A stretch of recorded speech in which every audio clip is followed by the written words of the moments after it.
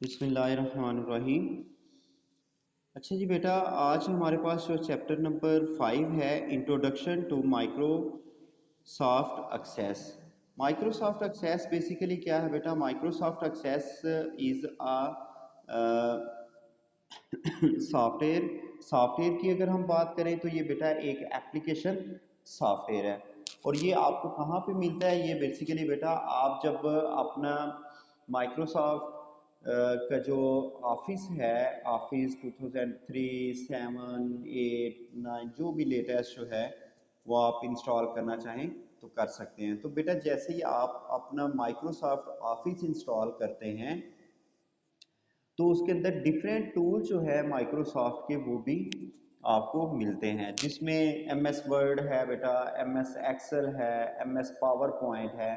तो इसी तरह आपको उसके अंदर बेटा माइक्रोसॉफ्ट का एक्सेस जो है वो भी मिलता है। तो माइक्रोसॉफ्ट एक्सेस जो है वो बेसिकली बेटा जो हमने पिछले 4 चैप्टर्स पढ़े हैं डेटाबेस के लिए, उनकी इम्प्लीमेंटेशन अगर हमने करनी हो या उनको हमने अपनी डेटाबेस के लिए यूज़ करना हो, यानी कि अपनी डेटाबेस क्रिएट करनी हो, तो बेटा हमारे पास जो माइक्रोसॉफ्ट का जो एप्लीकेशन सॉफ्टवेयर है वो है माइक्रोसॉफ्ट एक्सेस, जिसको हम शॉर्ट में एम एस एक्सेस भी कहते हैं।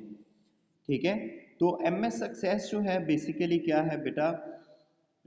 ये एक डेटाबेस मैनेजमेंट सिस्टम है। डेटाबेस मैनेजमेंट सिस्टम हमने पढ़ा था, तो डेटाबेस मैनेजमेंट सिस्टम के बारे में हमने कहा था कि डेटाबेस मैनेजमेंट सिस्टम बेसिकली क्या है कि एक ऐसा एप्लीकेशन सॉफ्टवेयर है जो क्या करता है कि आपके डेटाबेस को मैनेज करता है।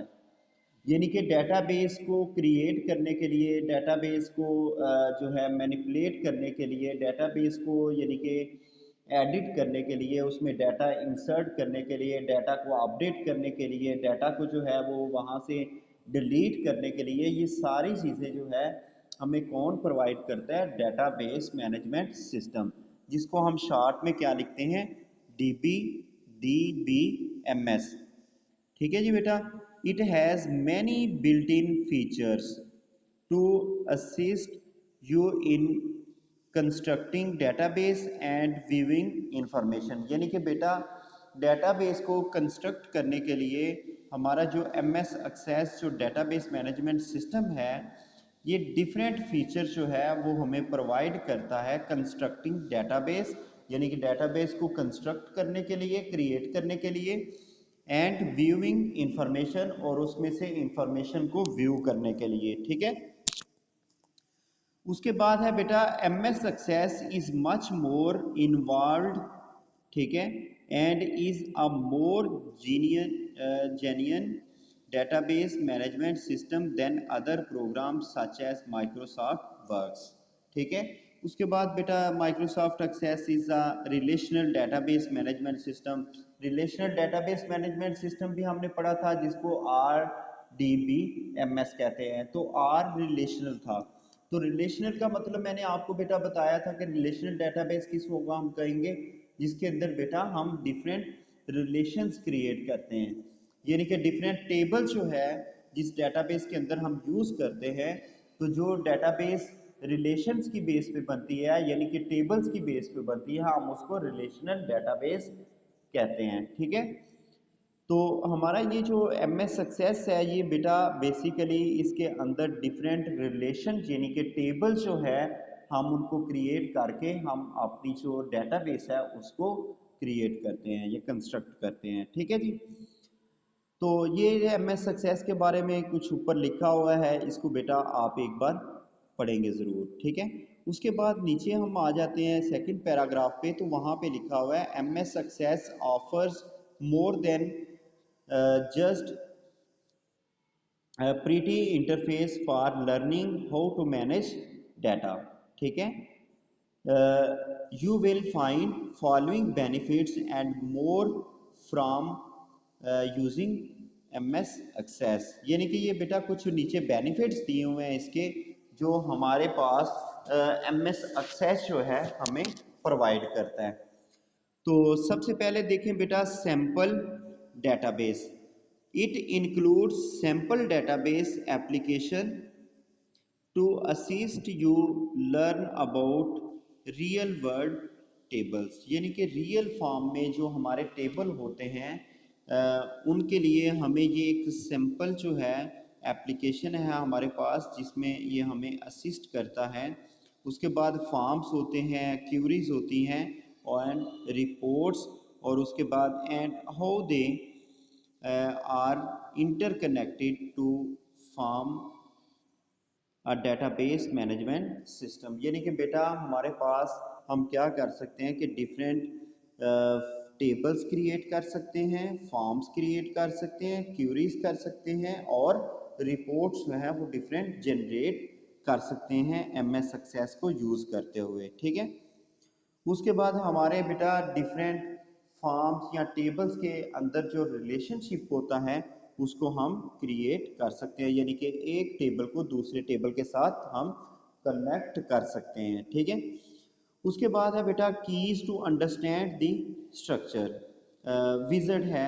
विजर्ड क्या होता है बेसिकली बेटा कि हमें जो है कुछ चीज़ें बनी बनाई मिल रही होती हैं, हमें कुछ डिज़ाइन जो है वो बने बनाए मिल रहे होते हैं जिसमें हमने सिर्फ अपनी रिक्वायरमेंट जो है वो एंटर करनी है, और अपनी रिक्वायरमेंट एंटर करने के बाद जैसे ही हम क्रिएट के ऊपर क्लिक करते हैं तो बेटा हमारा जो डेटाबेस है वो क्रिएट हो जाता है। और उसके बाद हम विज़िट के थ्रू जो है बेटा हमें जो टेबल या डेटाबेस जो है उसको डिज़ाइन नहीं करना पड़ता, हमें डिज़ाइन बने बनाए मिलते हैं। हम सिर्फ उसके अंदर अपनी जो रिक्वायरमेंट्स हैं, जो हमारे हमें अपने प्रोजेक्ट के अंदर चाहिए होती हैं चीज़ें, सिर्फ हमने उनकी जो क्वांटिटी है वो देनी होती है, और जैसे ही हम क्रिएट करते हैं तो हमारा वो टेबल या हमारा वो डेटाबेस जो है वो क्रिएट हो जाता है। तो इसको हम कहते हैं विज़र्ड। उसके बाद है कीज टू अंडरस्टैंड द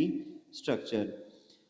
इसमें क्या वो कह रहे हैं कि after you have decided how to create and relate tables. बेटा ये अपना माइक जो है कोई स्टूडेंट बंद कर दे, जिसका माइक ऑन है वो अपना माइक जो है म्यूट कर दे।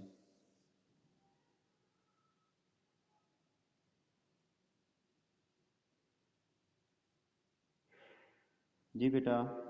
अच्छा, तो इसमें हम क्या करते हैं कि you can choose from several examples of database in the database wizard. ठीक है, उसके बाद keys to understand the structure. After you have decide how to create and relate tables, यानी कि हमने किस तरह टेबल को क्रिएट करना है और किस तरह टेबल्स को जो है वो एक दूसरे के साथ रिलेट करना है, यानी कि एक दूसरे के साथ कनेक्शन क्रिएट करना है। ठीक है, उसके बाद है you can easily view all the relationship in the database with the graphical interface in the relationship window, यानी कि बेटा जितने भी टेबल्स के दरमियान कनेक्शंस होते हैं या एक टेबल को दूसरे टेबल के साथ रिलेट किया होता है तो हम उनको बेटा जो है इस डेटाबेस मैनेजमेंट सिस्टम जो है एमएस एक्सेस उसके अंदर हम उसका जो इंटरफेस होता है ग्राफिकल इंटरफेस, उसके थ्रू हम उसके रिलेशन जो है या रिलेशनशिप जो है उसको हम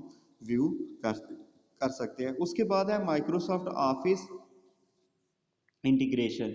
माइक्रोसॉफ्ट ऑफिस इंटीग्रेशन क्या होती है बेटा कि you can use Access with Word, Excel and other Office application to create mail merge, charts and other helpful use for your data, यानी कि बेटा आप क्या कर सकते हो कि एम एस वर्ड को सॉरी एम एस एक्सेस को जो है वो दूसरे जो इसके टूल्स हैं उनके साथ हम क्या कर सकते हैं, इसको यूज़ कर सकते हैं। ठीक है, उसके बाद है ईजियर प्रोग्रामिंग है।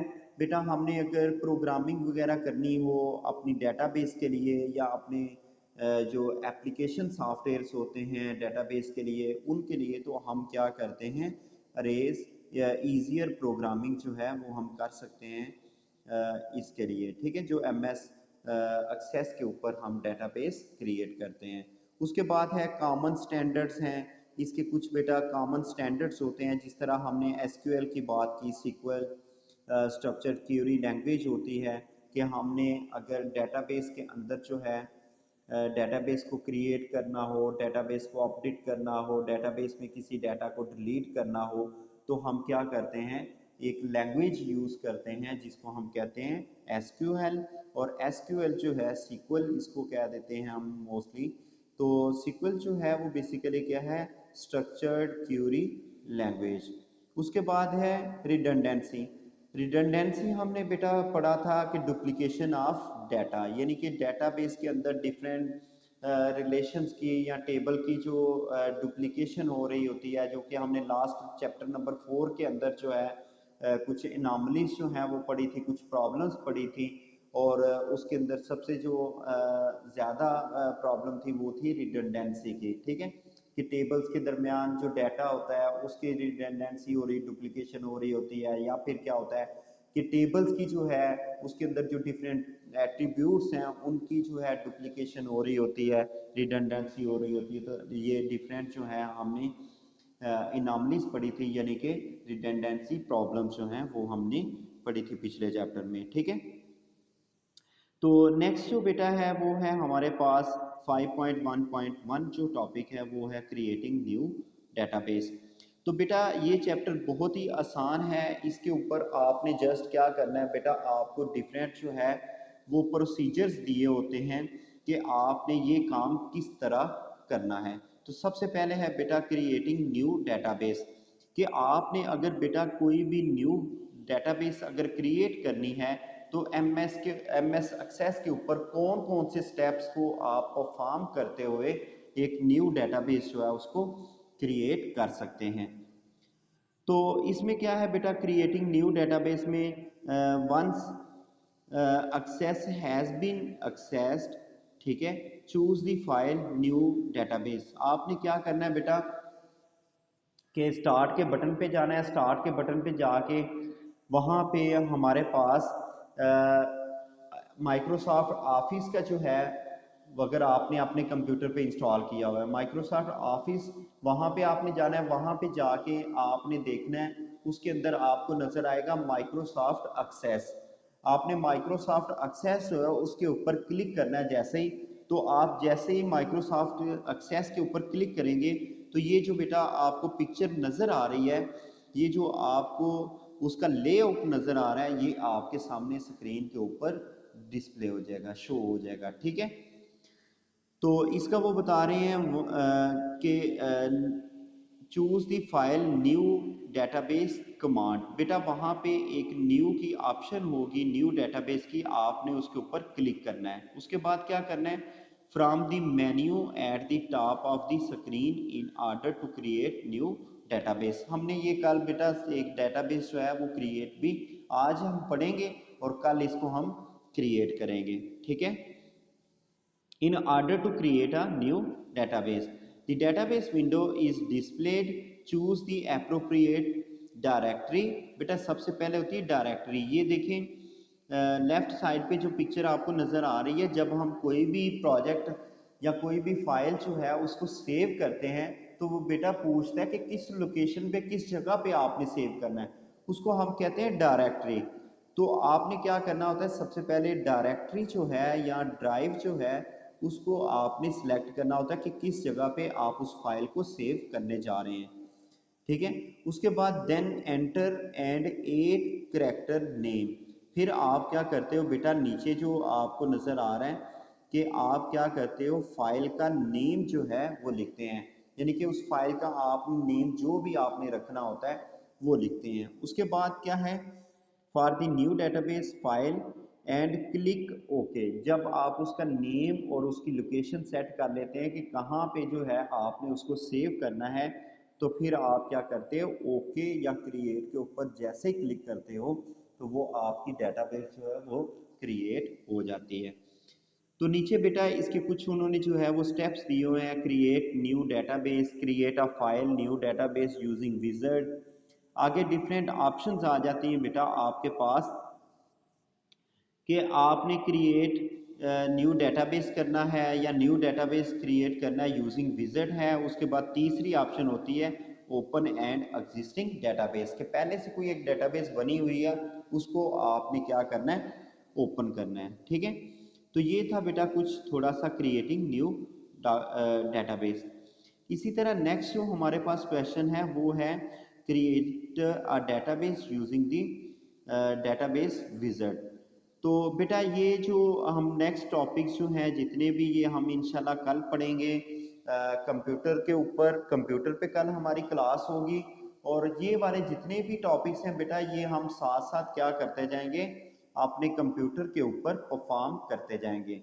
ठीक है, तो ये वाला चैप्टर मैं कोशिश करूंगा कि कल हमारा ये चैप्टर 5th जो है ये कंप्लीट हो जाए। ठीक है, इसमें क्योंकि हमारा प्रैक्टिकली है, एमएस सक्सेस का यूज़ है, तो वो हम स्टेप बाय स्टेप जिस तरह जो हमें बुक के ऊपर जिस तरह उन्होंने दिए होंगे हम क्या करेंगे उसको जो है परफॉर्म कर देंगे। ठीक है बेटा, तो आज हमने इतना ही पढ़ना है।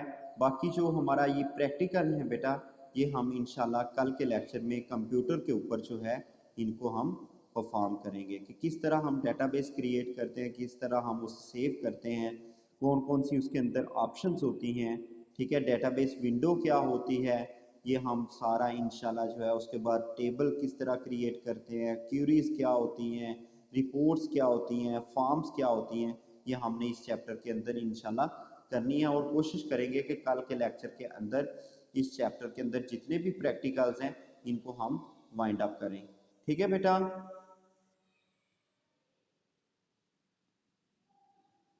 जी बेटा समझ आ गई? कोई क्वेश्चन हो इसमें से, एमएस सक्सेस के रेलिवेंट कोई क्वेश्चन हो?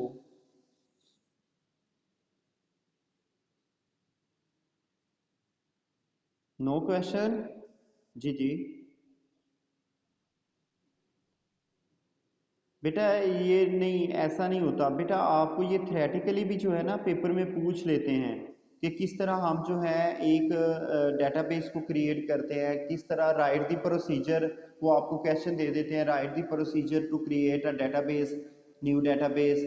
ठीक है, या वो आपको एक क्वेश्चन देते हैं write the procedure in different steps to create new table in existing database. ठीक है, इस तरह का आपको वो क्वेश्चन दे देते हैं, तो फिर आपने बेटा उनके डिफरेंट जो स्टेप्स होते हैं, स्टेप 1 ये हम करेंगे, स्टेप 2 ये करेंगे, 3 पे ये करेंगे, 4 पे ये करेंगे और 5th पे ये करेंगे, और इस तरह हमारा डेटाबेस या टेबल जो है वो क्रिएट हो जाता है। ठीक है, तो ये इस तरह का क्वेश्चन जो है आपसे पेपर में पूछा जाता है। ये सिर्फ ये नहीं कि प्रैक्टिकल पॉइंट ऑफ व्यू से, ये थ्योरेटिकली पॉइंट ऑफ व्यू से भी आपके लिए अहम है। ठीक है बेटा,